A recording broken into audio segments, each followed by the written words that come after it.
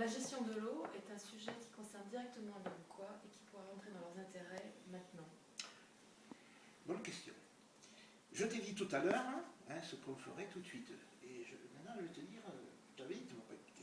Ce qu'on va faire en même temps. En même temps, et je vais répondre à ta question.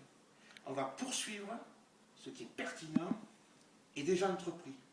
La station d'épuration, comment dirais-je, la mise en œuvre des recommandations des PPRI, parce que rien n'a pas été fait sur ce sujet, etc.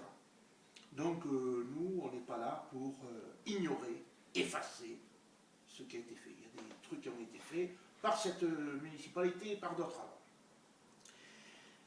Pour l'eau, on va simplement préparer la gestion de l'eau en régie. Alors là, 5 minutes encore, mais on va quand même faire ça en même temps. Pourquoi? Parce qu'en 2015, il va falloir avoir réglé ce truc-là, et il faudra bien des personnels qui s'en occupent, par exemple. Il faudra au minimum d'ingénieurs à qui on va confier cette affaire-là. Et ça, c'est pas mal aussi, parce que j'entends beaucoup parler dessous.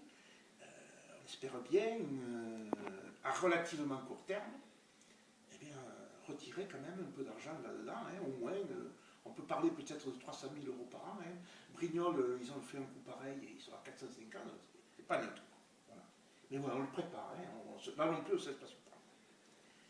Enfin, en même temps, il faut absolument qu'on défende les intérêts de la commune de manière objective et réaliste.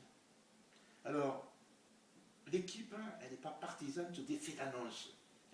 Elle a une attitude ouverte et conciliante. Parce que demain, n'oublions pas, derrière, il y a la communauté de communes, il y a la décentralisation, etc. Donc, je vais être vulgaire, on n'est pas des bornes. On n'est pas non plus des gens obtus. Voilà. Et je note un détail, Céline en a parlé.